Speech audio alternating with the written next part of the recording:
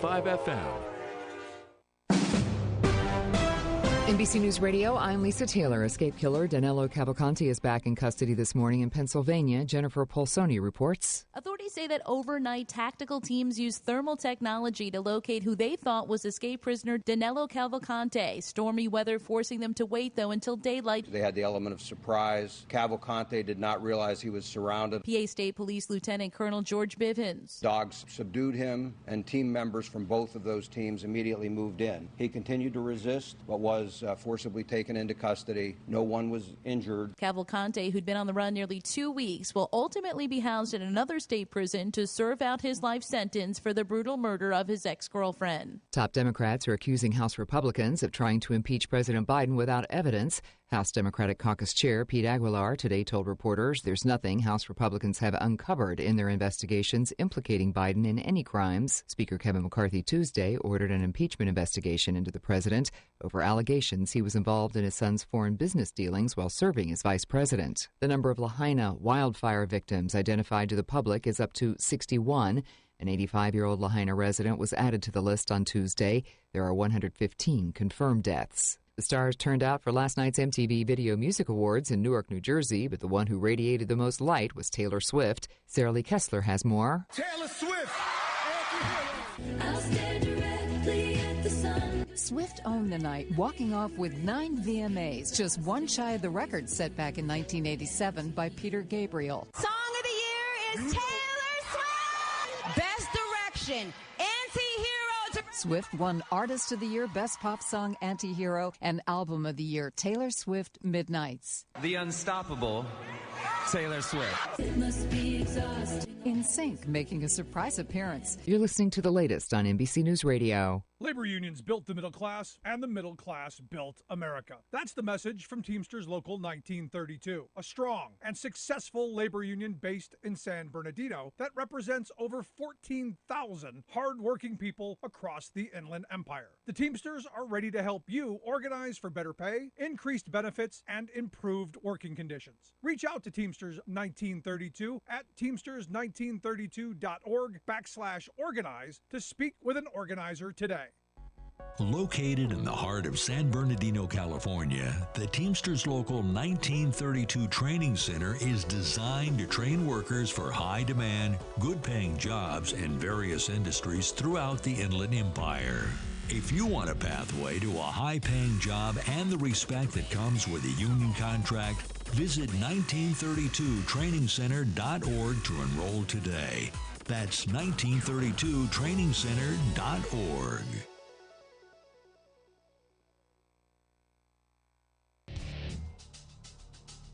Now, here is the voice of the working class, Rick Smith.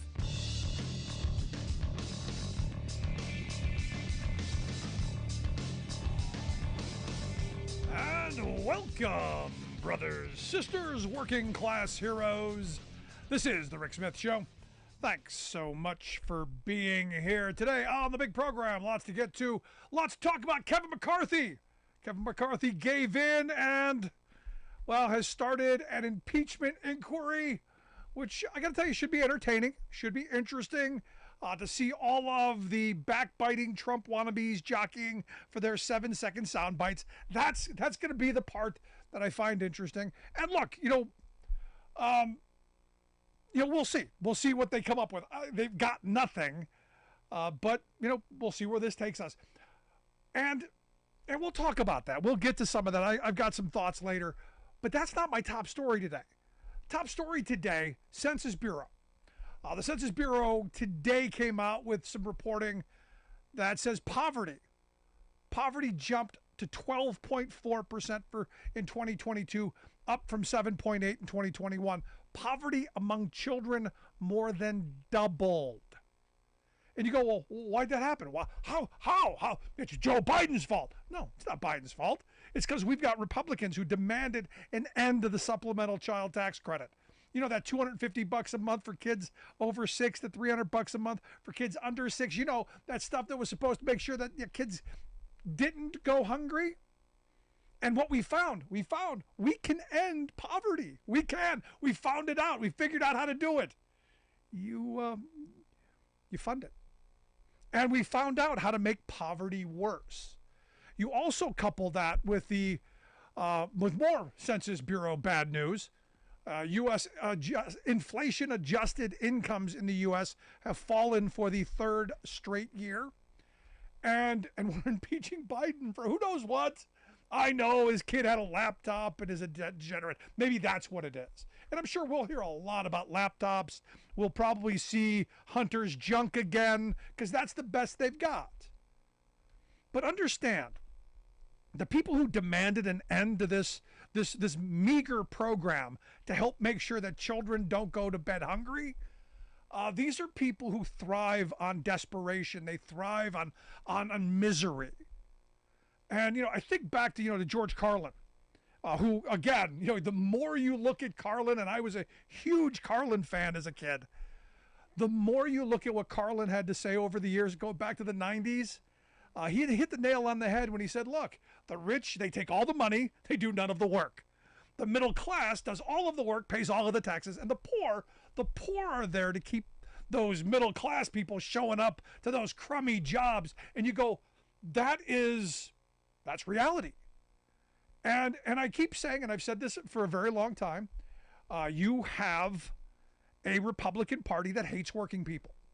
Clear, simple, to the point. They hate working people. Look at what they do. Not what they say, not, oh, how much we care. We love the children. We love the babies. Oh, we want to make sure babies are born. But what have you done to help feed them, to help clothe them, to help get them the health care, the education? What have you done? Oh, that's right, nothing.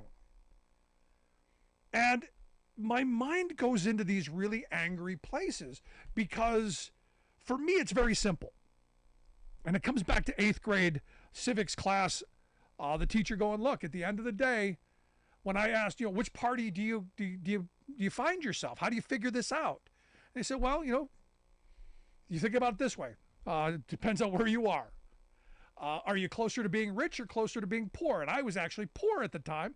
I said, well, poor. He goes, well, then, Democrats, because they support programs to help feed the poor, which things that I benefited from. Or if you're, a Republican, you're for the very rich and tax breaks and, individual hooray for me and the heck with everyone else. Then that's where you go. And if you're somewhere in the middle, you got to decide which you want to pay for, because you're going to pay for both. And that was the key in this, because I'm solidly in the middle, maybe a little bit upper of the middle. But I still think that we don't let children go to bed hungry. We don't let workers get screwed every time they turn around. And it's why I'm a union person, because I understand which side I'm on. I believe in hard work. I believe in jobs being the best anti-poverty program, which I've amended to union jobs being the best anti-poverty program. Yes, I believe in contracts for workers, because I know when an employer falls on hard times, when things are a little touchy, it's going to be my kids are going to go hungry. It's going to be working people's kids who are going to go hungry. So when I saw this billionaire, or this CEO, his name's Tim Gurner. He is the founder and CEO of the Gurner Group. He was given a little spiel, and this, now understand, we were talking about the Writers Guild strike not too long ago, and said that one of the executives is quoted saying the strike will go on as long as people are still in their homes. We want them to lose their mortgages, their apartments. We want them to suffer. We want them to struggle. We want pain. And look, that's every strike. That's not just unique to this one. But you don't know who that guy was. Well, our guy Tim Gurner here went and had while doing an interview on a panel, had I'm not going to say good sense, but went on to... I got to play the clip. I mean, you got to hear this for yourself. Here's Tim. I think the problem that we've had is that we have people decided they didn't really want to work so much anymore through COVID, and that has had a massive issue on productivity. Tradies have definitely pulled back on productivity. They have been paid a lot to do not too much in the last few years. And we need to see that change. We need to see unemployment rise. Unemployment has to jump 40, 50%, in my view. We need to see pain in the economy. We need to remind people that they work for the employer, not the other way around. I mean, there's been a systematic change where employees feel the employer is extremely lucky to have them, as opposed to the other way around. So it's a dynamic that has to change. We've got to kill that attitude, and that has to come through hurting the economy, which is what the whole global, the world is trying to do. The governments around the world are trying to increase unemployment to get that to some sort of normality. And we're seeing it. I think every employer now is seeing it. I mean, there is definitely massive layoffs going off. People might not be talking about it, but people are definitely laying people off, and we're starting to see less arrogance in the employment market, and that has to continue because that will cascade across the cost balance. We've got to kill that attitude that workers value their lives and their time. We got to kill that because, you working people, you're not doing a lot, but you're expecting a lot. You've got lazy. And I ask you, working folk, remember when you were essential? Remember when you were a frontline hero? Remember when you were doing your patriotic duty, going out there, making guys like this their profits? Remember when we were feeding the billionaires so they could stay home and stay safe? Yeah. Again, this is why I don't believe billionaires should exist. I think it's immoral. But again, this idea is not new. This is the old Jay Gould. I could pay half the working class to murder the other half. We just need to make working people desperate. And look, you've got a corporate-controlled media who's going to feed into this. So get ready for a lot of this messaging.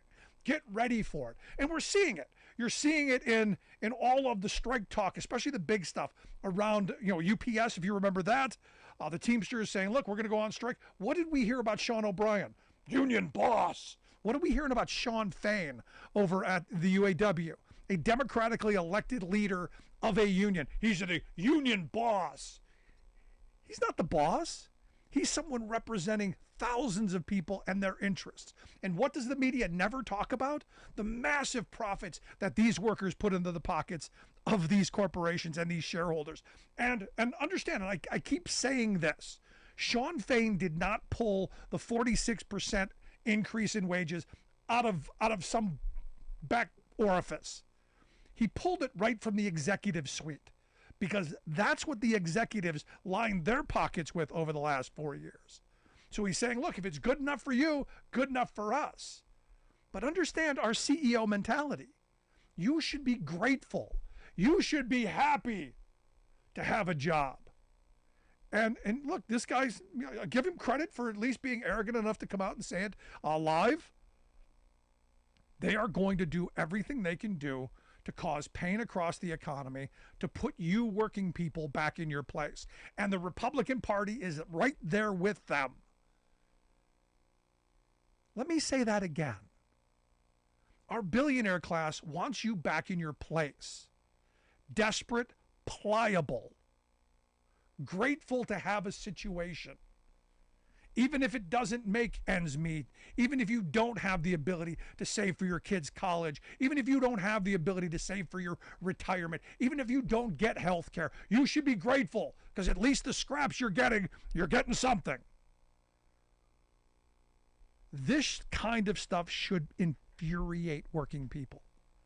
And this is where I keep saying there is a divide. You've got to know which side you're on. And it's been a very long time in this country where you see a CEO coming out and saying, look, we want it, we demand it. Globally, we have to get people back into line.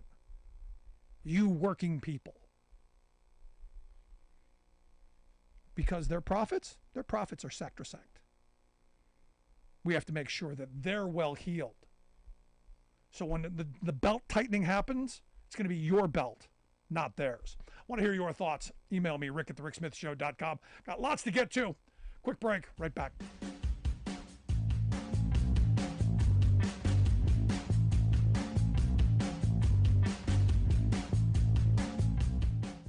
We are AFGE, the American Federation of Government Employees. We represent 700,000 federal and D.C. government workers who are the vital threads of the fabric of American life. We support our nation's military. We take care of our nation's veterans. We protect our nation's borders. We respond to our nation's crises and natural disasters. We provide services to our nation's seniors. The American Federation of Government Employees. We work for America. The phone lines are open. Give Rick a call at 1-866-416-RICK. That's 1-866-416-7425. Welcome back to the Rick Smith Show. Now, here is Rick Smith. So I find it interesting. George W. Bush back in the news. George was happy to find out that he survived because Yevgeny Prigozhin, remember the guy who fell out of the or was a human lawn dart? The guy who tried to invade Russia with the Wagner Group and all that. Remember him? Yevgeny Prigozhin, I guess his name is. Evidently, a picture has surfaced of him serving George W. Bush dinner. And W said, he kind of quipped of, well, all I know is I survived. Yeah, there you go. Now, what's interesting, what I do find interesting is Putin has weighed in on charges against Trump. He says, quote, what's happening with Trump is a persecution of a political rival for political motives. He says this shows the whole rottenness of the American political system, which cannot claim to teach others about democracy. And I got to tell you, I find it cute. I find it cute that a guy who throws his political opponents out of windows and crashes planes is lecturing us about holding people accountable. And in fact, he probably ordered a journalist defenestrated moments before he made the claim. And who knows? Maybe he's back to his, polonium-210 tea cocktail that he gave Alexander Litnikov. Yeah, that's fine. But Trump, no, it's too far.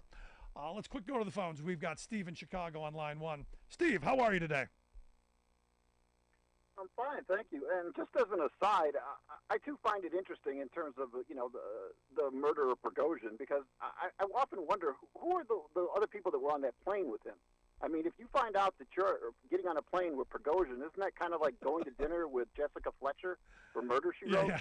I mean, wait, okay, I stand a 1 in chance 4 of dying here. So why would I get on this plane? But, like I said, just as an aside. But, yeah, it's an important topic. This attitude that this gentleman expressed, as you said, give him credit. This is what people actually think, but don't say. He actually said it. Yep. And the reality is this is the same sort of thing that if you go back in time, this is what feudalism was. You're lucky that I let you farm my land, and you get to eat, and you get to live in a hovel, and, what do you have to complain about? And when you study people who have acquired great wealth, either they're born into it or they somehow acquired in the process of their life, they manage to convince themselves that they've earned it, that they're special. Even if they win the lottery, that they adopt this belief that, I was just meant to have this money. There must be something special about me. I was chosen. And especially, yeah, exactly, and especially within the framework of the Protestant ethic in this country that plays such a central role in defining, our work ethic and so forth. People actually believe that, that work and how much you make and so forth is part and parcel of the equation of whether or not you go to heaven and what kind of heaven you go to. So, this all is something that we've exploited in this society and this belief system. And obviously, there aren't enough super wealthy people in this country to make this a priority. So they have to, somehow make it so that average people vote their way. And it's been said by some, the problem with America, it makes everybody worry for the day that they're going to be rich. And this is how you get somebody who's working class, who's worried about, the fact that we might repeal the tax cuts for billionaires and people who make over $1 million. Why in heaven's name would you care? Because you're convinced that because when we poll people, a majority of people think that they're going to be in the top 10% in the next decade. Yeah. Now, that's obviously impossible. And if you're in the bottom 10% in this country, you have a 1 in 100 chance of moving into the top 10% in your life. So this idea that, you can just skyrocket yourself into that is ridiculous, let alone becoming part of the uber wealthy class. Yeah. And again, this is how you win elections, despite the fact that you represent interests that in no way, shape, or form are those that are shared by the vast majority of Americans. But instead you sell them on. They're trying to teach your kids trans stuff in school, and there's all of this stuff that's elevating African American history and the gay agenda, and you can go down a long list, and climate change. That's what you should worry about. Not whether or not there's going to be enough money in Social Security for you. Not whether or not there's going to be the fact that pensions have disappeared. What we're going to do with Medicare. No, don't worry about those things. Worry about whether or not there's some trans book in the library where your kid goes to school, because that's the big issue in your life. No, I mean, and look, the reality is this is how you get to a point where, look at what's going on in Florida with the African American history courses. They benefited. It was actually a good thing. This is the billionaire mindset. Slavery was a good thing because they got skills. Steve, they got skills that they could use and made their lives better. Yeah, I mean, as it's been said, before, rich people are different than the rest of us. They have money. Yeah. Yeah, and once you have money, I know we like to say, if money can't buy you happiness. That's true. Money can't buy you happiness. But all things being equal, it's a lot better to have a lot of money in this society than not. You have access to the best health care. You have access to the best food, the best housing, the best education. You don't have to worry about retirement. You don't have to worry about, your day-to-day obligations as far as your bills are concerned.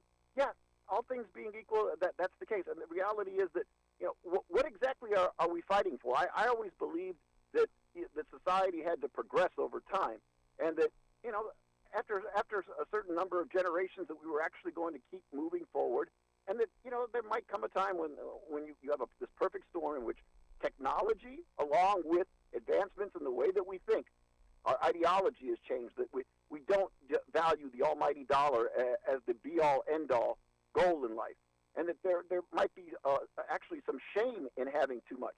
In the 19th century, when the robber barons had too much, a lot of them got the idea towards the end of their lives that, this is a bad idea. I don't look good in the press. I don't look good to the American people, so they decided to start giving it a lot of it away. And that's why you have Rockefeller Center and Carnegie this and blah, blah, blah. But with all due respect, it's nice that a lot of them gave that money away and to worthwhile causes, but it doesn't make up for the fact that they underpaid people, they exploited generations of people, they were responsible for the deaths of untold numbers of people in this country. So, yeah, you don't get to buy off America by giving a lot of your money away. And they were tokens anyway. I mean, that when you were making. Exactly, but they were tokens anyway. I mean, it was nowhere near what they stole. And as I've said, behind every great billionaire, there's a great crime, and it usually starts with screwing their workers. Steve, I appreciate the call, though. Thanks, as always. Great stuff. Let's go to line 2. We've got Alice over on line 2. Alice, how are you? Insane. What's on your mind? You'd be disappointed if I said I was sane, wouldn't you? Well, it's predictable, so that's a good thing. So what are you insane about today? Oh, well, a couple of things, actually. Number one, I just found it vastly amusing that Putin is repeating the Republicans, and then the Republicans turn around and repeat Putin. Yeah. And I thought, do you think that we're all stupid, that we can't realize that you all are exchanging info here and using the same propaganda? It's a hoax, Alex. It's all a hoax, Alex. Alice, big hoax. Yeah. Uh-huh.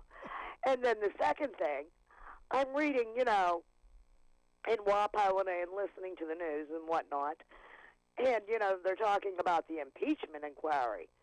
And this just blew my mind.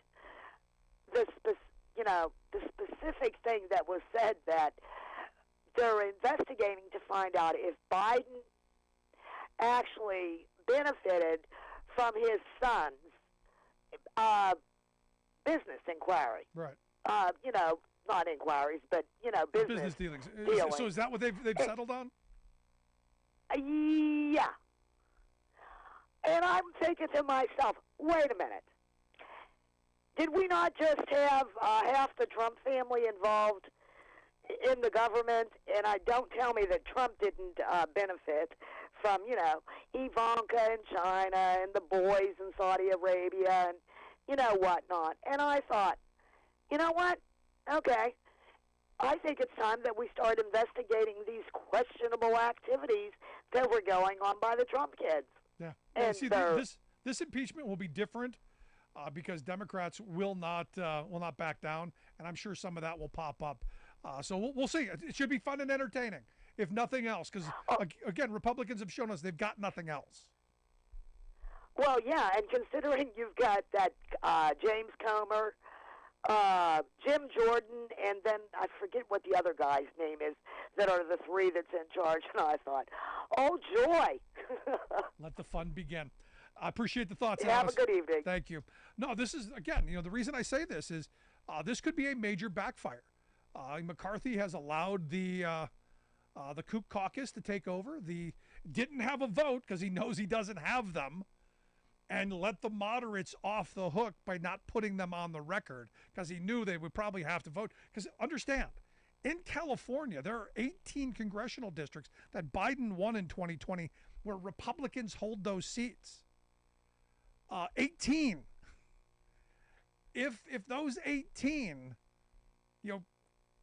vote the wrong way, because these are fairly moderate districts, you could see a swing and Democrats could take the House just on this. And you got to think McCarthy knows that. But again, he's trying to hold on to his job because you've got the Matt Gaetzes of the world trying to throw him out. This is exactly what I said from the beginning. I hope McCarthy becomes speaker. I want him to have the headaches. I want him to have the acid reflux, all the stuff that comes with it.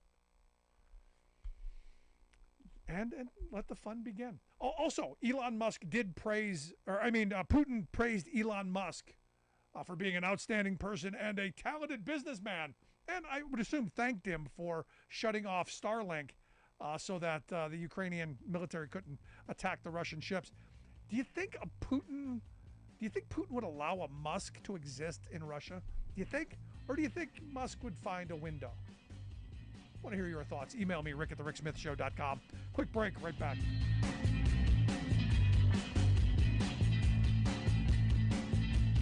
I'm Rick Smith, and this is Labor History in 2.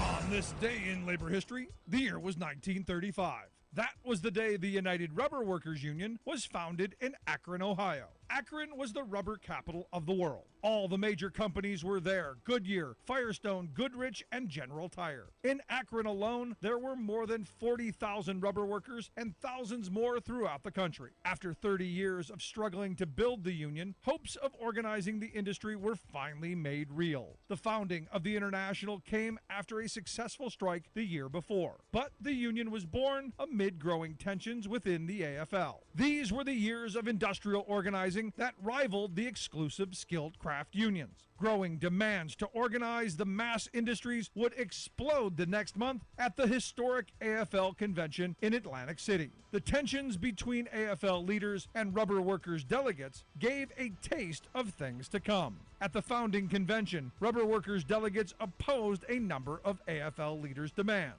The AFL insisted on appointing officers. They threatened to withdraw financial assistance when the delegates demanded democratic elections. But AFL leaders backed off when unionists from across the city protested. Then, delegates voted down an AFL constitutional clause proposal to bar communists from the union. They also refused AFL orders to organize on anything less than a total industry basis. Organizing skilled workers into the United Rubber Workers became a contentious issue at the October AFL convention. It led to the fistfight between Carpenters leader Bill Hutchison and Mine Workers president John Lewis, which precipitated the AFL split. By the following spring, the new United Rubber Workers Union would lead another successful strike that put it firmly among the industrial unions of the CIO. Labor History in 2 brought to you by the Illinois Labor History Society and The Rick Smith Show. Back to school. Bright-eyed youngsters are now back in our public classrooms, filled with questions about the world around them. Questions like, what happened to our school library? And where did our librarians go? Sadly, these wholly beneficial, caring educators are being dumped in school trash bins by loopy right-wing ideologues who are out to impose their bigotry and ignorance on America. They've been on a rampage of banning books and demonizing teachers, but now the extremists are saying that's not stupid enough. Let's also launch a witch hunt against librarians. This authoritarian assault, funded by a clique of far-right billionaires and coordinated by their front groups, has been popping off across the country. But leave it to Texas Governor Greg Abbott to push it from extreme to totalitarianism. He has unilaterally seized control of Houston's school district, the largest, most diverse in Texas, installing his own whip-cracking dictatorial overseer. Mike Miles, a former Army Ranger and CEO of a corporate school chain, promptly decreed that to improve reading scores in his district, he would first eliminate librarians from 28 schools in Black and Latino neighborhoods, and second, turn their libraries into centers where students who misbehave will be disciplined. Also, Abbott's education czar demands that all teachers there must reapply for their jobs, agree to follow a centrally scripted curriculum, and be monitored by classroom cameras. Of course, elimination of independent educational resources and regimentation of instruction will reduce schools to state institutions for obedience training. This is Jim Hightower saying, and that's the point. The GOP's push to remake education is a billionaire's wet dream of a compliant, subservient workforce. Don't ask questions, just keep pulling that plow.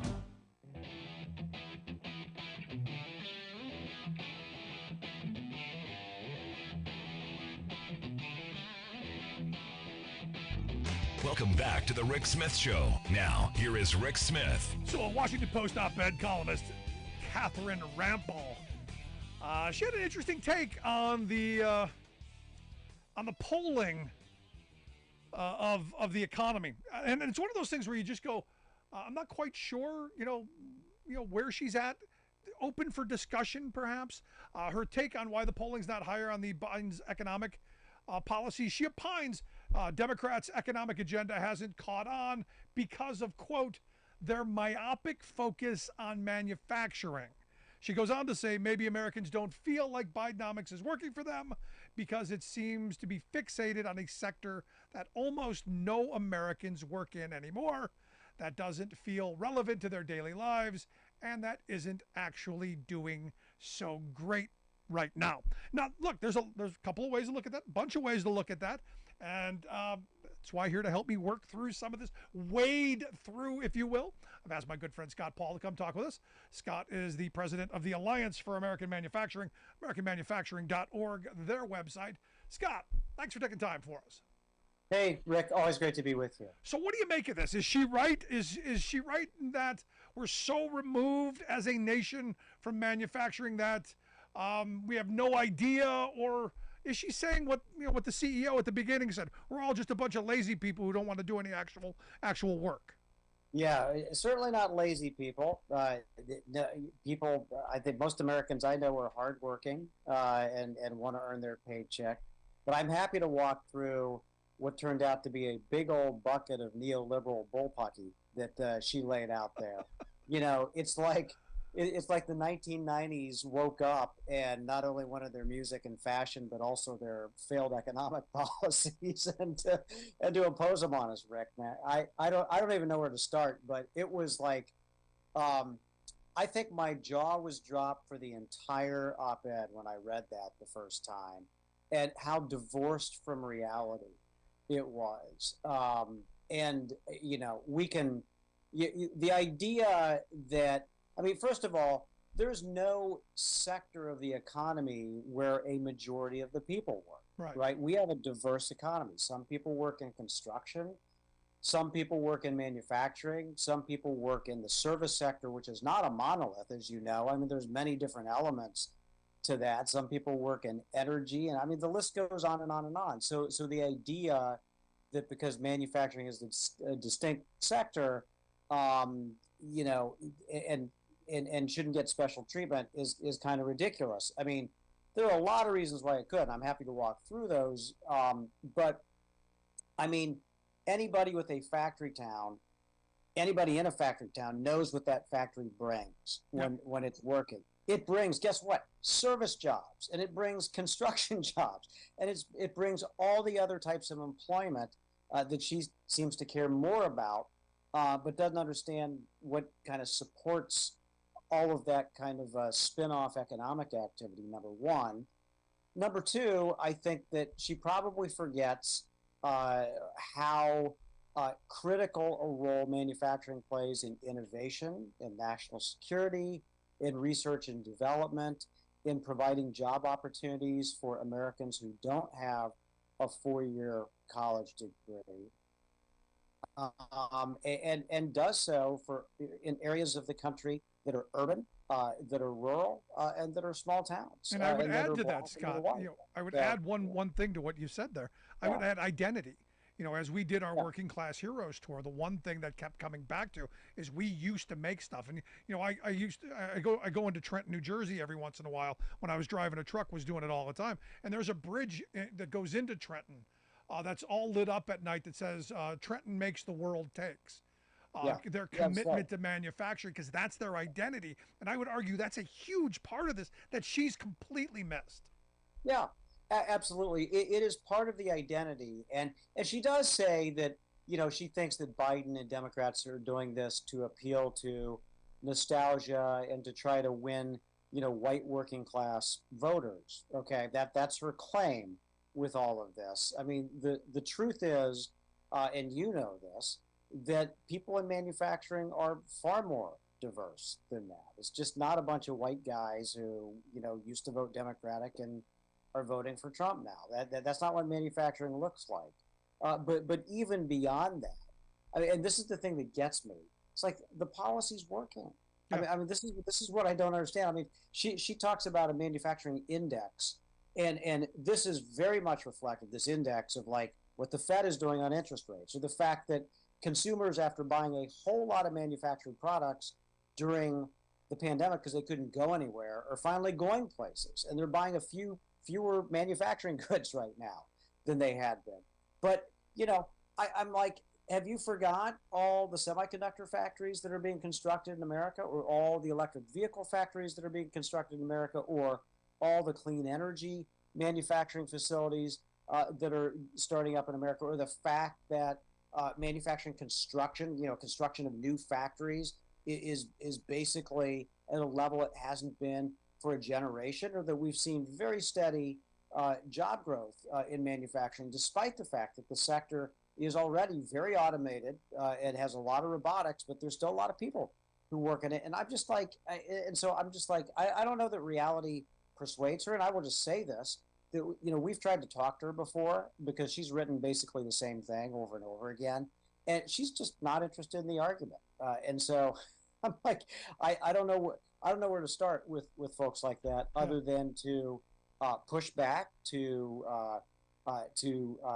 present the facts as they are, rather than, again, some it's like maybe she was and not to pick on anybody, but like a Toad Wet Sprocket fan in the 90s, misses them along with neoliberal economics. I have a hard time figuring it out. I'm with you because, when you look at the things that are going on, there's a reorganization going on. In fact, the newspaper of the investor class, the Wall Street Journal, now owned by the folks, that used to be their tagline. It was right on the front page, newspaper of the investor class. I'm not smart enough to make that up.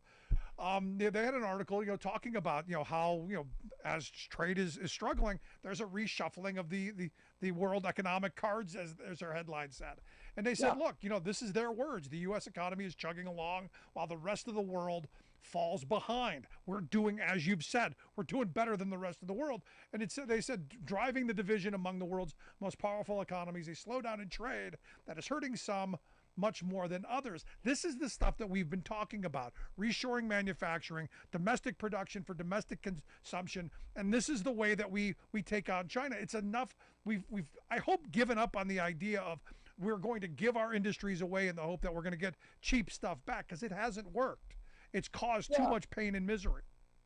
Yeah, I think that's a really good point. That not that this, and I'm just going to say, to average Americans, how we're doing in comparison globally probably doesn't make a big difference, but it is an important data point, right? I mean, it's how you feel sitting around the kitchen table and how you feel in your community. But that is the truth, that our economy relative to everybody else in the world is doing pretty awesome right now. And, there's a lot of obstacles that we have. I mean, we have, Republican governance that may drive us off a fiscal cliff and certainly distract us. And we've had a lot of, climate-related issues that we've had to deal with. And we've had the Federal Reserve that is just, keeps hammering on the interest rates, which push up borrowing costs for a lot of folks. But despite all of that, we're doing well. Wages are rising faster than inflation. And, the jobs numbers look pretty good. And we are, again, we didn't used to make a whole lot of very important things like semiconductors. And we're going to be, once again, a global power in that in just a couple of years, thanks to these investments. So I just scratch my head and I'm like, what world is she looking at? No, so, and again, it come back. It's the policy. I say sound investment, smart policy. We've been doing that, and that we're heading in the right direction. But understand, I mean, we're in a global situation where there's turmoil. And in fact, I was just, the Financial Times had a piece, saying that China is set to take over Japan as the world's largest car exporter. Where are they going to send those cars? Where are they going to export them to? Us. Which again, you have to have someone who's going to say, no, we're not.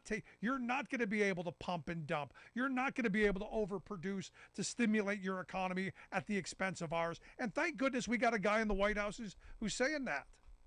Yeah, that's exactly right. And I am deeply concerned about this. And I want to express how large this problem is. Okay. So, and first of all, the automotive sector is the heart of American manufacturing. It directly employs and then indirectly supports a ton of other jobs. And this, Rick, just being around the country, that, towns have auto parts factories, or they have tire and rubber factories, or glass factories, all supporting, or steel factories, aluminum, all supporting the automotive industry. So it's critically important to millions and millions of livelihoods in the United States. And the challenge is that China, again, has tons of automotive capacity. Their companies have been churning out millions of cars. And I saw one analyst's estimate that there are 25 million unsold cars in China alone. And just to put that in comparison, the number of cars actually bought in the United States every year, new cars, ranges from like 14 to 16 million. So you think about that, and that is a flood waiting to happen somewhere. But what that will mean is closed factories, lost jobs, and it would completely alter and disrupt the global automotive industry. And so, none of these should be coming to the United States. And if it takes tariffs to do that, that's what we need to do. Yeah. No, but this is another part of the ongoing. Look, we're at war with China. I don't know if people get we're in an economic war. Yeah, absolutely. We've been in a trade war for years. This is coming, and look, our military is now shifting its focus. There was a story in a publication over in Japan saying, look, you've got the U.S. Marines. They're shifting their focus to China as the real threat. This is part of what's unfortunately what's coming down the road, and we'd better prepare our manufacturing base for anything that may pop up, because I got to tell you, it's my view, a strong manufacturing base is a strong reason why maybe we don't get into a shooting war. That's right. That's exactly right. That's the preventative aspect of all of this, Rick. And to be clear about the war, China for decades has been waging, I would argue, through its policies, economic warfare on other countries, including the United States. And unfortunately, they've been aided and abetted by our own trade policies for a long time and global companies. And they've added, and we have made, over the course of successive administrations, every overture to China to try to persuade China to change this behavior. And, Clinton tried to do it. and Bush tried to do it, and Obama tried to do it. And even Trump, despite the tariffs, he entered a trade deal with China, trying to get the phase one agreement, trying to do it. And Biden, they're sending cabinet secretaries over, right? Gina Raimondo was just there, the commerce secretary. And so it's not like we're trying to, we're trying to extend a hand, and every time, China's doing something to it. And so we do need to be prepared. And you're right. The best way to prevent a widespread conflict that would mean tens of thousands of casualties at a minimum, and also a global depression without a doubt, and serious harm done to America's interests in the Indo-Pacific region, including many, many allies, is to have a strong defense industrial base, strong manufacturing, and to show to China that we can project force in the Indo-Pacific, and that ultimately it's not going to be able to achieve its goal. It would be too costly. And to me, this is not saber rattling. This is actually preventing conflict. But we can't pretend. We can't pretend like the Chinese Communist Party, Xi Jinping, are wanting to extend an olive branch to the United States of America and are harmless in all of this. This is not, unfortunately, the case. They have greater ambitions, and we need to make sure that we're prepared for to position ourselves to avoid conflict, but to do it through strength in the months and years to come, Rick. No, and again, I go back to, maybe it's just the history I learned of World War II. The reason that we succeeded was, well, we had oil supplies and we had a massive industrial base that could be turned over to war production.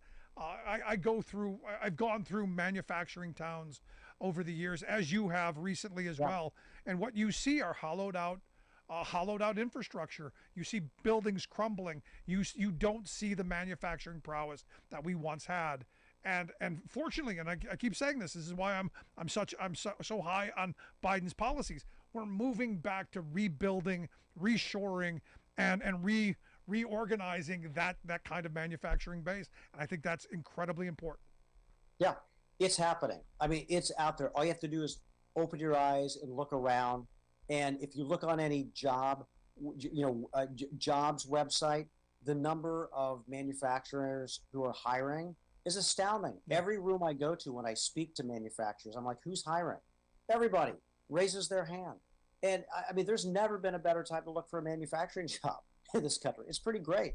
But we got to keep the momentum up. We can't listen to people like Catherine Rampell. We can't let the Republicans roll back these investments.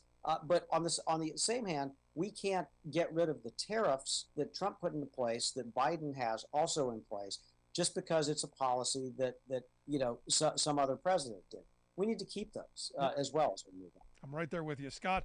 As always, good stuff. Appreciate the time. Of course, Rick. Great to be with you. Thanks so much, our good friend Scott Paul. Make sure you check out their website, AmericanManufacturing.org. We'll get links out on social media how you can do that.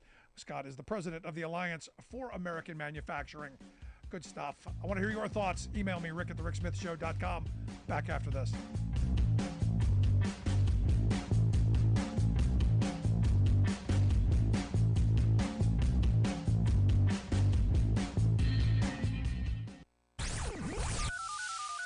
The phone lines are open. Give Rick a call at 1-866-416-RICK. That's 1-866-416-7425. I'm Rick Smith, and this is Labor History in 2.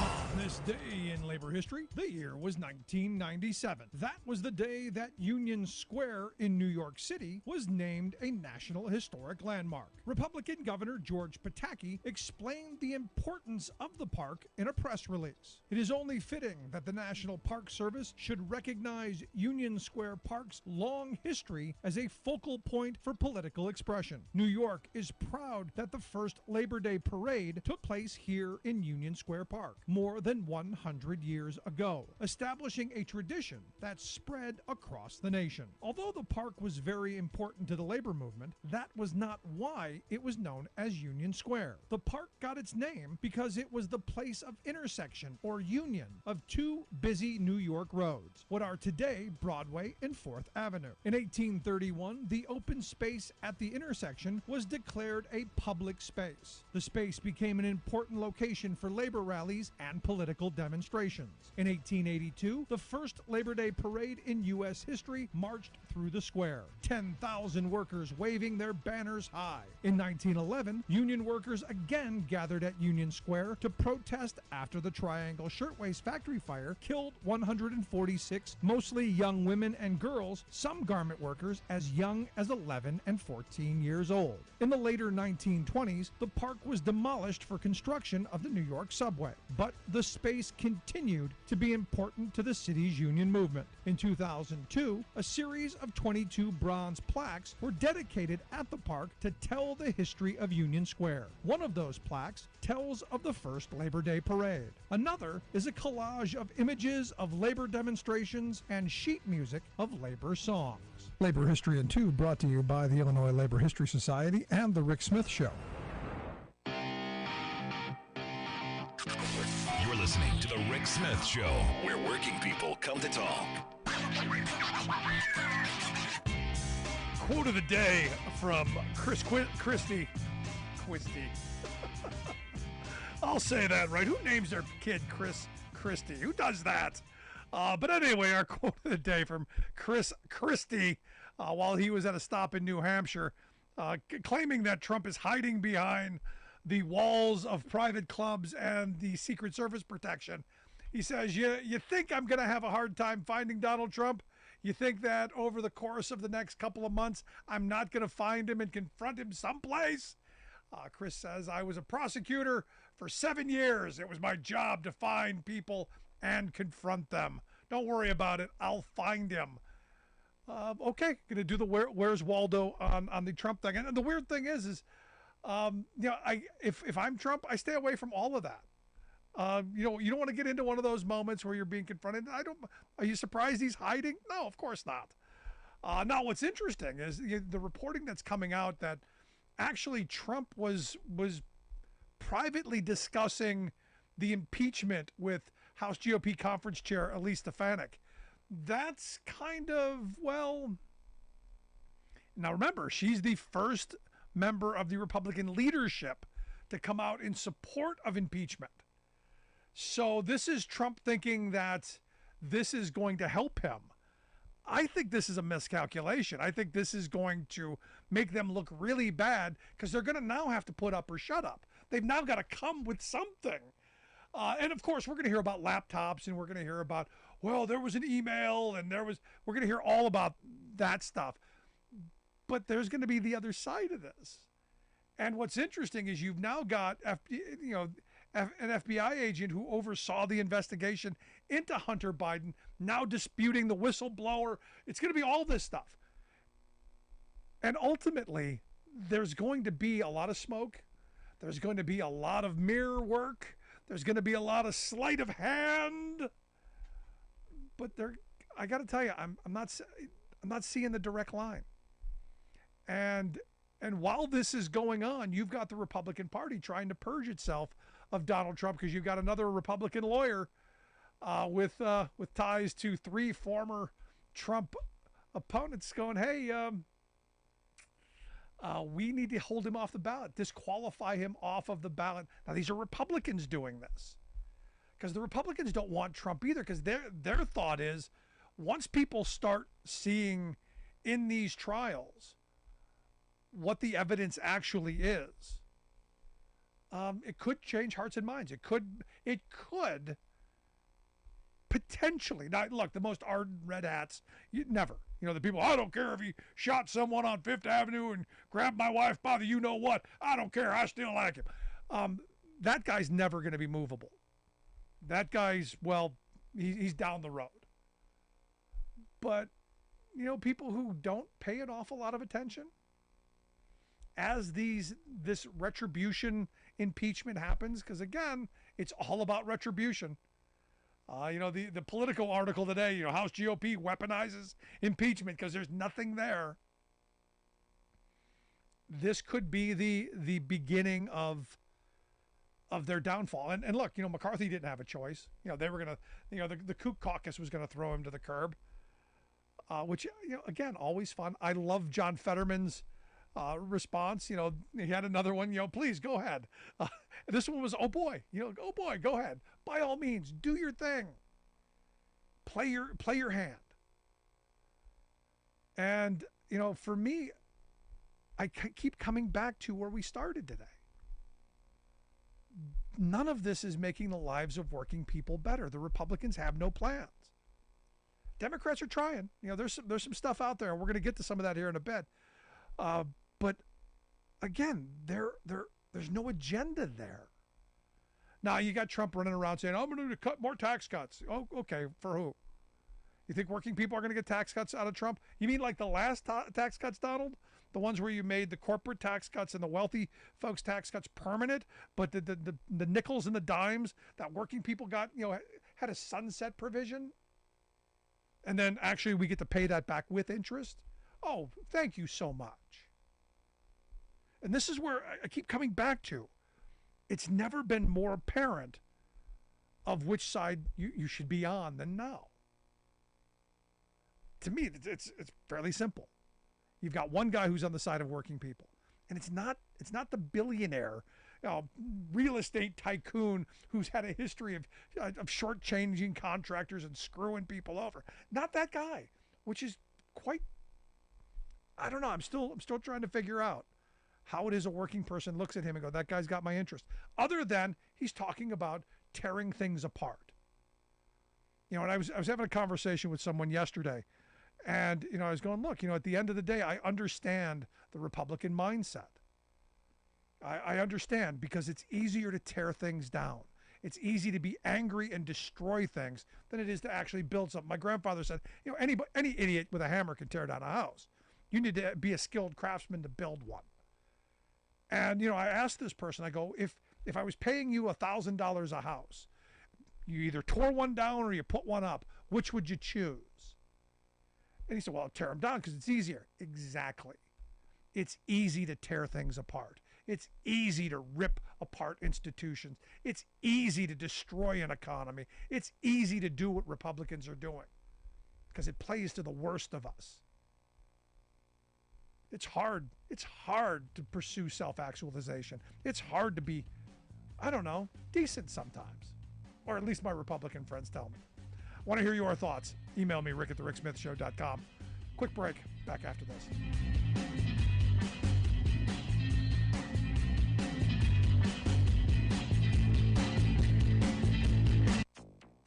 With a storm named Daniel and the relentless rains that authorities are describing as a biblical catastrophe. First Greece, now Libya. Flooding causes widespread death and devastation. The continent has enough potential to be entirely self-sufficient with the mixture of wind, solar, geothermal, sustainable biomass, and hydropower. First ever African Climate Summit issues call for global carbon tax on fossil fuels. Plus, I don't want it to happen when I'm winning up 6-4-1-0. I wanted the momentum to keep going. But hey, that's what they felt that they needed to do to get their voices heard, I can't really get upset at it. Climate protests interrupt U.S. Open Tennis Championship. All of those interruptions and more straight ahead. From BradBlog.com, I'm Brad Friedman. And I'm Desi Doyen. Stand by for 6 minutes of independent green news, politics, analysis, and snarky comment. So is the government controlling the weather with laser beams? Yes, they absolutely are, Jesse Waters. And you go tell everyone on Fox News about that right away. You get them. This is your Green News Report. Okay, Desi Doyen, another grim weekend of extreme weather around the world, in Libya in particular.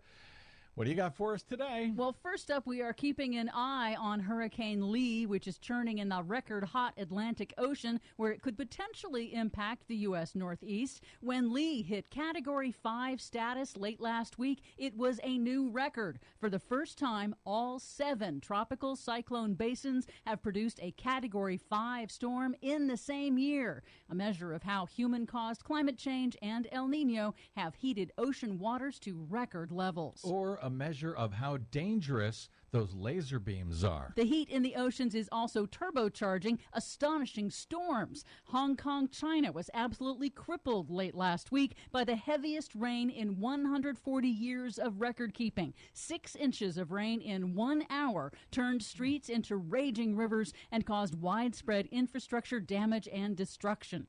In eastern Libya, officials say more than 10,000 people are missing or dead after torrential rains and floods from Mediterranean storm Daniel ripped through the city of Derna and swept away entire neighborhoods. The same storm in Greece inundated nearly 300 square miles of crops and is causing acute water shortages due to contaminated floodwaters. In other news, international climate diplomacy is shifting into high gear. At the first ever Africa Climate Summit late last week, heads of state unanimously adopted the Nairobi Declaration, which calls for a new global carbon tax on fossil fuel. KCAA Loma Linda. The Legacy KCAA 1050 AM and Express 106.5 FM.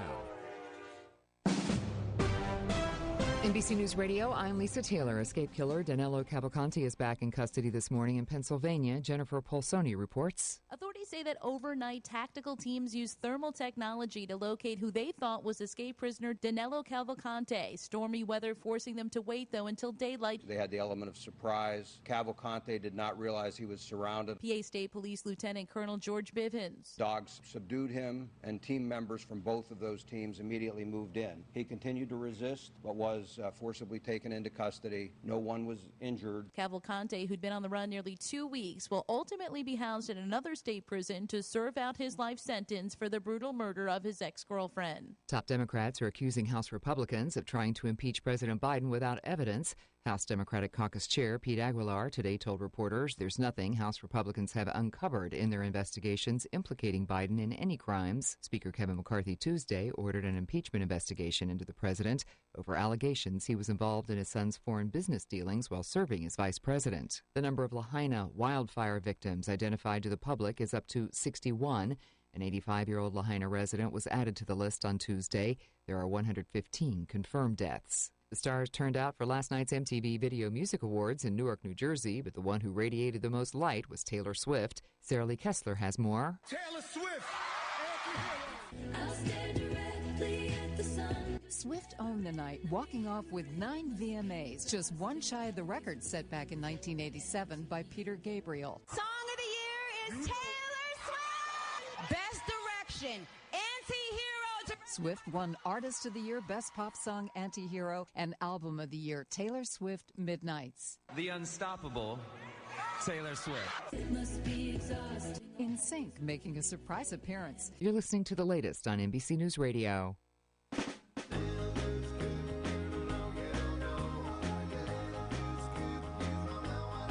Was your car involved in an accident or just need help with dents? All Magic Paint and Body Collision Centers. In business for over 30 years. Their highly trained staff and certified technicians and friendly staff are the best in the business and treat each car as if it was their own. All Magic Paint and Body Collision Centers are family owned and offer state-of-the-art equipment and tools to ensure optimum results. They use the latest technology in computerized color matching and specialize in frame repairs. With their modern laser measuring systems, they're OEM certified, and they have 4 locations to serve you. All Magic Paint and Body Collision Centers offer rental car assistance with free drop-off and pickup services too, and their work has a lifetime guarantee. All Magic Paint and Body Collision Centers are in Norco, Eastvale, Moreno Valley, and in Fontana. Call them at 1-800-61-MAGIC. That's 1-800-61-MAGIC. All Magic Paint and Body Collision Centers. 1-800-61-MAGIC. All Magic Paint and Auto Body says, drive carefully.